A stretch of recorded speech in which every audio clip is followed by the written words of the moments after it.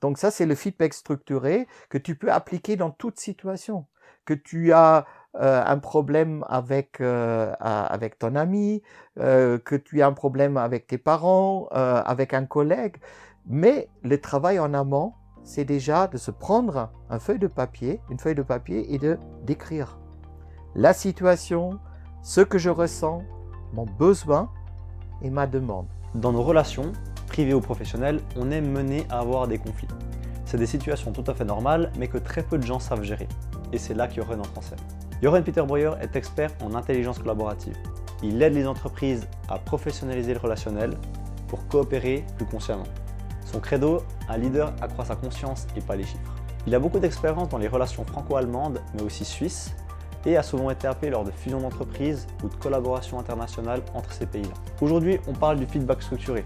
Quand on veut partager son ressenti à quelqu'un, comment éviter que la situation n'explose. C'est parti. Salut Joren, merci de nous recevoir. Avec plaisir. Tu es consultant spécialisé dans l'intelligence collaborative. Tu as vu jusqu'à aujourd'hui beaucoup d'entreprises pour gérer les différences interculturelles et les conflits qui vont avec. Pour gérer ces conflits, on parlait tous les deux du feedback structuré. Ça commence par la connaissance de soi. Et la connaissance de soi, elle s'accompagne de ce que tu appelles les boutons déclencheurs. Ces boutons déclencheurs en disent long sur la personnalité d'un individu, mais aussi sur sa culture personnelle. C'est complexe de commencer tout de suite par là, parce qu'avant de parler du feedback structuré, il faudrait déjà parler, disons, bien connaître soi-même. Et c'est les boutons déclencheurs, c'est ce que l'extérieur va faire avec toi. C'est-à-dire des événements, des personnes que tu rencontres, ils vont appuyer quelque part sur du vécu, sur ta personnalité, ce que tu dis, ce qui est moi. Et ben ça, il y a plusieurs composantes. Donc, tu as déjà de ce qui est inné chez toi. Ça veut dire ce que tu ne peux pas changer. Par exemple, tu ne peux pas faire d'une personne extravertie une personne introvertie ou vice-versa. D'accord? Donc ça, c'est déjà le danger de dire à une personne introvertie, tu dois être un grand orateur, regarde un tel, le charismatique, il faut que tu deviennes charismatique. Ben, le charisme, c'est quelque chose que tu peux avoir en tant qu'introverti aussi, sauf qu'il faut déjà que tu acceptes que tu es plutôt un introverti par rapport à un extraverti. Ensuite, tu as ce qui est acquis. C'est ta culture. Donc moi, par exemple, je suis né en Allemagne. Donc j'ai dit toujours mon âme est allemande. Mon cœur est français parce que j'ai vécu 30 ans en France. Et dans mon être, je suis suisse parce que j'aime beaucoup cette façon de communiquer et de se comporter ensemble en Suisse. Donc, l'avantage de l'acquis, c'est que tu peux le changer. Donc, aller à l'extérieur, rencontrer d'autres cultures, d'autres personnes, c'est toujours une opportunité de te remettre en question. Et c'est ça qui est important dans la connaissance de soi. Est-ce que je suis prêt à me remettre en question face à quelque chose qui peut être pas agréable? Parce qu'on me demande de me comporter autrement, parce que si je me comporte comme d'habitude, ça ne va pas marcher. Donc, c'est ça les boutons déclencheurs en quelque sorte. Ça déclenche une réaction en nous, inconsciente. Donc, si je ne suis pas consciente, c'est inconscient, c'est-à-dire c'est un pilote automatique qui va faire que mon comportement va se dérouler tel que je suis programmé, soit par la biostructure, soit par ma culture. Les boutons déclencheurs sont surtout une métaphore pour dire deviens conscient de ces boutons déclencheurs. Plus tu deviens conscient, et on en a des centaines, même des milliers. Donc ça n'arrête jamais. Moi-même, aujourd'hui, je découvre toujours d'autres boutons déclencheurs, mais c'est passionnant. Et notre pouvoir, le seul pouvoir que nous avons, c'est de dire, OK, ah tiens, je remarque que quelque chose, ou quelqu'un appuie sur un bouton déclencheur chez moi, je fais stop, je dis, OK, non, c'est pas le pilote automatique qui va maintenant dicter mon comportement, c'est moi, consciemment, je vais choisir un autre comportement. Tu disais d'être conscient de ces boutons. Il faut aussi être conscient de ses limites, donc de ses faiblesses que toi tu appelles ses limites, n'est-ce Mhm. pas? Justement, j'aime pas du tout le mot faiblesse parce que ça nous ramène toujours à l'école où on a surtout regardé les fautes et on les a mis en rouge. Il n'y a pas beaucoup de profs, j'en ai eu un qui était extraordinaire, qui a mis beaucoup de vert pour tout ce qu'il trouvait bien et il n'a jamais utilisé le rouge. Donc, faiblesse nous rappelle toujours, je dois m'améliorer, c'est là un autre est meilleur que moi, donc la comparaison. Limite, c'est reconnaître ses limites, c'est de dire, ok, là, je ne suis pas aussi bon que quelqu'un d'autre. Mais ça veut dire, et là, nous retrouvons l'intelligence collective, ben, si je voudrais réussir dans ce domaine-là, j'ai besoin de quelqu'un qui m'épaule, qui m'accompagne, et donc je dois me mettre sur la même longueur d'onde avec cette personne, ce qui n'est pas forcément facile. Avec nos limites, on a aussi nos talents. Tu m'as parlé de la spirale des inconscients. C'est le moment où on agresse l'autre avec notre talent, mais sans s'en rendre compte. J'appelle ça la gifle virtuelle. D'accord? Donc, tu fais du mal à l'autre, mais tu t'en aperçois pas. Ça, c'est, je dirais, le conflit interculturel dans son essence. C'est-à-dire, tu crois bien faire, mais en fait, la façon dont tu dis quelque chose, dont tu fais quelque chose, va être une agression pour l'autre, sauf que tu te rends pas compte. L'autre dit, mais c'est insensé ce qu'il me fait, et lui, il va aussi donner une gifle virtuelle, c'est-à-dire il va se comporter comme la caricature, quelque part, que tu n'aimes pas. Et donc, c'est une spirale des inconscients qui s'enchaînent jusqu'à, en fait, une dispute, une rupture, les affaires qui ne se font pas. Et j'ai commencé par ça, disons, par révéler, je dirais, ces mécanismes-là dans les affaires franco-allemandes. Le feedback structuré est un outil et la connaissance de soi permet de mieux l'appliquer. Joren parle beaucoup de boutons déclencheurs. C'est une métaphore pour comprendre qu'on fonctionne selon un conditionnement. Un conditionnement personnel, social, culturel, mais aussi avec son histoire personnelle. Joren parle aussi de la spirale des inconscients, ou de la gifle virtuelle. On fait du mal à l'autre, mais sans s'en rendre compte, et c'est là que la dispute commence. C'est un point particulièrement important à comprendre avant d'entrer dans le vif du sujet. Concernant le feedback structuré, tu m'as parlé de plusieurs étapes, mais la première, c'est selon toi d'analyser la situation de manière factuelle et de l'exprimer à son interlocuteur. Alors, bon, le feedback structuré, déjà, ça vient de la communication non violente, d'accord? C'est vraiment quelque chose que je trouve qui apporte énormément aux relations parce que c'est facile à appliquer, sauf que ça demande, comme tout, un effort et un effort de conscience, mais aussi un effort d'abord de travailler soi-même sur comment moi je vis une situation et quels sont mes besoins et qu'est-ce que je voudrais in fine demander. Ça veut dire, en gros, la première chose, c'est que nous mélangeons en général tout. C'est-à-dire, dès que je suis énervé, émotionnellement agité, je commence à demander quelque chose sans avoir dit ce dont j'ai besoin et ce que je ressens. Et pour mettre une structure à ça, c'est pour ça que ça s'appelle feedback structuré, mais il y a 4 étapes.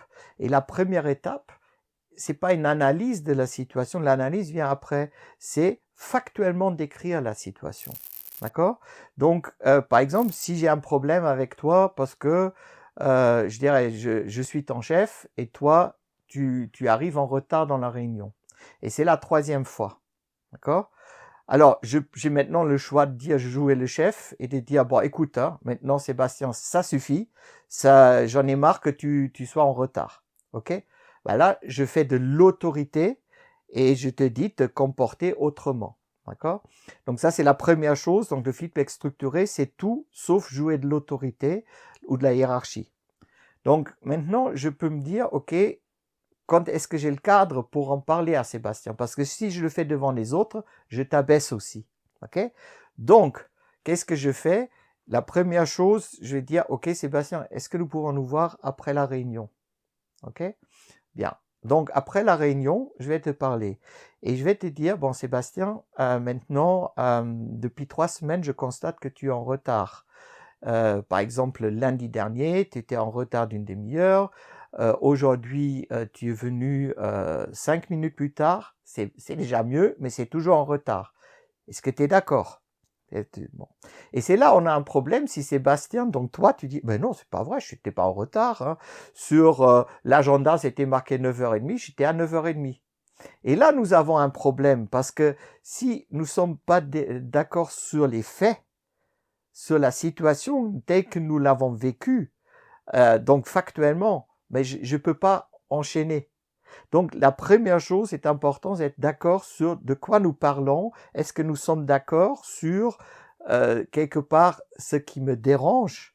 Donc je voudrais déjà dire, ok, d'où venons-nous, où nous en sommes aujourd'hui? Et donc après, je vais dire deuxièmement mon vécu de ça, c'est-à-dire ce que je ressens. Et là, je peux dire, par exemple, tu vois, Sébastien, moi, je suis le chef de cette équipe et en fait, les autres sont là. Moi, je t'aime bien, tu es important dans l'équipe, mais pour moi, c'est quelque chose de pénible hein, parce que je donne un signal en autorisant ça aux autres que finalement, tout le monde peut être en retard. C'est pas juste pour les autres et c'est pas un bon signal non plus pour l'équipe. D'accord? Donc, pour moi, c'est quelque chose qui me dérange, voire maintenant, ça commence à m'agacer. Ça, c'est ce que je ressens. C'est subjectif, mais je partage avec toi uniquement ce que je ressens. Et tu peux pas remettre en question ce que l'autre ressent. D'accord? Tu peux pas me dire, c'est pas vrai, ça t'agace pas. Ok? Et c'est ça qui est important. Je parle de moi, pas de toi. Ce qui cette situation fait avec moi. Troisième chose, c'est que maintenant, je parle de mon besoin. Mon besoin, c'est, par exemple, en l'occurrence, je gère une équipe, j'ai besoin que nous gérons bien notre temps, que nous nous respectons tous, parce que pour moi, c'est une valeur importante. Et donc, pour moi, mon besoin est réellement que tout le monde soit à l'heure, ou alors prévient de ne pas être à l'heure. Ça, c'est aussi quelque chose. Donc voilà, j'ai exprimé mon besoin. Quatrième et dernière étape, c'est ma demande. Ma demande, c'est à partir d'un extrait des besoins.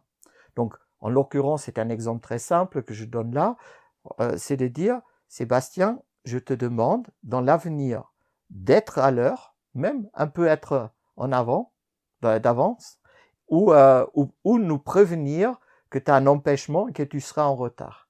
Est-ce que tu es d'accord? Voilà, donc ça c'est le feedback structuré que tu peux appliquer dans toute situation. Que tu as un problème avec ton ami, que tu as un problème avec tes parents, avec un collègue. Mais le travail en amont, c'est déjà de se prendre une feuille de papier et de d'écrire la situation, ce que je ressens, mon besoin et ma demande. Et souvent, on me demande quelle est la différence entre besoin et demande. Ah, c'est justement le problème parce que je peux parler de tas de besoins, de ce qui me manque, ce qu'il faudrait, etc., etc. La demande, c'est un extrait des besoins, mais je te le demande explicitement. Et ça, nous l'avons pas appris, surtout en Suisse, qui est une culture quelque part de dire les choses entre les lignes, avec gentillesse, tu vois. Et ça, c'est la culture suisse, ce qui est agréable parce qu'il y a toujours un bon niveau de relation. Mais parfois, c'est quelque chose qui est perturbateur parce que je ressens que l'autre me sourit, mais il pense pas vraiment ça. Et là, c'est très important pour être professionnel dans le relationnel de l'expliciter. D'accord? On sait qu'en pratique, ça se passe pas toujours de la même manière. Comment est-ce que tu fais si l'autre refuse la situation et qu'il ne fait pas de pas en avant? Ah. Déjà, tu n'as aucun pouvoir sur l'autre. Sauf si tu es chef, mais ça c'est l'ancien temps. Et il y a encore des entreprises qui fonctionnent comme ça, mais aujourd'hui ce n'est plus comme ça. Donc déjà il faut que tu sois clair en toi. Et il faut que tu aies tes propres limites. Ça veut dire aussi si l'autre ne veut pas t'écouter, ne veut pas au moins avoir la politesse de comprendre ce qui t'agace dans la relation, parce qu'évidemment, il faut lui donner aussi l'opportunité de s'exprimer. C'est pas une disons dans des équipes qui ont appris le feedback structuré, mais évidemment, c'est quand je te parle moi, de mon agacement que tu es en retard, etc. Je fais le feedback structuré. Mais toi, tu as l'opportunité ensuite de me répondre. Donc, si j'ai par contre quelqu'un qui veut même pas m'écouter, qui m'agresse pendant que je parle, etc., mais il faut que je dise stop. Je me lève, je pars, je romps la relation. Et ça aussi, c'est quelque chose de comprendre ou d'être clair sur ses limites. Jusqu'où je vais, quel effort je vais faire pour que l'autre me comprenne. Et si ça ne marche pas, je dois faire stop parce que sinon l'autre va complètement me vampiriser. Hein, c'est le fameux, c'est ce que j'utilise, hein, donc le vampirizer. Donc voilà. En fait, c'est un outil que j'utilise pour justement faire comprendre à l'autre ce que tu fais là, actuellement, ça me prend de l'énergie, ça me suce de l'énergie. Le vampirizer, il vit de l'énergie de l'autre. Donc, une relation peut être vampirisante dans le sens où quand tu te sépares de cette personne, tu te sens mal. Il y a quelque chose qui s'est passé, tu sais pas quoi, mais cette personne t'a pris ton énergie. Tu vois?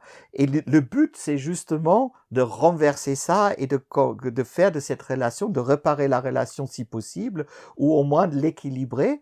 Et dans la meilleur des cas, c'est un energizer. Hein? Donc, c'est energizing de parler avec toi, c'est energizing de faire cette interview avec toi, et donc je t'envoie un energizer.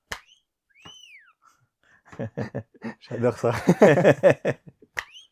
Voilà. Et donc ça, c'est important de comprendre, c'est-à-dire, comme j'ai toujours une bougie qui brûle hein, dans mon bureau. Pourquoi? Parce que je parle beaucoup de, je sais pas si on la voit là, la bougie qui brûle, c'est le symbole aussi pour moi. Seule une bougie qui brûle peut en allumer une autre. Donc, si toi-même, tu es vampirisé pour des raisons X, tu vas pas bien, mais tu ne peux pas énergétiser quelqu'un d'autre. Donc, ta responsabilité est déjà, parce qu'il se peut aussi que l'autre soit agressif parce qu'il sent que tu vas pomper son énergie. D'accord? Donc, son agressivité, c'est une protection qu'il met pour dire attends, stop, je veux pas de toi, je mords parce que si tu parles encore, voilà. Tu vois? Donc, ça nous ramène toujours à connaissance de soi. Quel est mon état émotionnel? Comment je me ressens actuellement? Pourquoi je me sens comme ça? OK? Et à partir de là, mais qu'est-ce que je peux faire pour changer cet état d'esprit ou pour le garder? Tu as aussi eu dans ton parcours des rencontres qui étaient un peu plus difficiles à gérer. Comment est-ce que tu t'es comporté face à ces situations? Mais exactement comme je viens de le décrire. Hein. Donc déjà, je dirais l'autre est toujours une opportunité pour apprendre. Donc si je refuse ça, c'est déjà mal parti. Donc dans des rencontres où ça s'est entre guillemets mal passé, c'est déjà de se remettre en question qu'est-ce que ça a à voir avec moi. Parce qu'il y a cette belle phrase ce qui te dérange en l'autre n'est pas clair en toi. Donc, j'ai acquis ce réflexe-là de dire, OK, il y a quelque chose qui se passe, donc qui me vampirise, mais qu'est-ce que ça a à voir avec moi? Pourquoi ça me vampirise? Donc, je fais abstraction de l'autre. OK? Donc, ça, c'est une chose qu'on se passe, je dirais, comme au quotidien, tu rencontres quelqu'un, etc. Quand ça se passe, disons, quand tu es lié avec quelqu'un, en partenariat ou des relations amoureuses ou juste affectif parce qu'avec un ami et tout d'un coup, ça se passe mal. Mais là, il faut être aussi très clair. Je dirais, tu appliques le feedback structuré, tel que je viens de le dire, mais pour toi, sans impliquer l'autre. Déjà, tu te retires, tu médites peut-être là-dessus, tu dis, qu'est-ce que je ressens? Quelle est la situation? Qu'est-ce que je ressens? Et puis peut-être pendant une semaine, tu écris. Voilà, et parce que là, j'ai fait le feedback structuré très rapidement, mais c'est un travail en profondeur. Et là, tu découvres plein de choses et tu décris, tu nommes les émotions. Ça, c'est, tu fais énormément de progrès, de connaissance de toi-même quand tu peux nommer les émotions. Ensuite, OK, quel est mon besoin? Et peut-être dans le besoin, tu vas rencontrer cet effet-là que, in fine, tu as mis des attentes dans l'autre qui ne remplit pas. Mais c'est toi qui as mis les attentes dans l'autre. C'est pas l'autre qui a dit, je vais justement satisfaire ces attentes-là. OK? Et là, mais si je dis de là ma demande, mais ma demande, ça peut être, écoute, je veux plus te voir. Hein, mais je peux par exemple témoigner, mon erreur dans ça, c'est que j'ai mis trop d'attentes en toi. Ok? Mais j'irais tout in fine, c'est à voir avec moi et pas avec l'autre. Le feedback structuré est un outil de communication non violente. Il constitue 4 étapes. Décrire la situation, exprimer ce que je ressens, mon besoin et ma demande. Le travail le plus important là derrière est de décrire précisément mes émotions, ce que je ressens au fond de moi-même. On ne peut pas parler du feedback structuré sans parler de la sécurité psychologique. Oser exprimer ce qu'on ressent et surtout sans être jugé. C'est là toute la difficulté de la tâche, mais ça se travaille. Ça se travaille avec les habitudes qu'on met en place et qui feront ensuite partie intégrante de la culture de l'entreprise. Le feedback structuré peut ne pas bien se passer. Si c'est le cas, il faut essayer de méditer, comprendre qu'est-ce qu'il ne s'est pas bien passé et potentiellement couper les ponts si c'est nécessaire.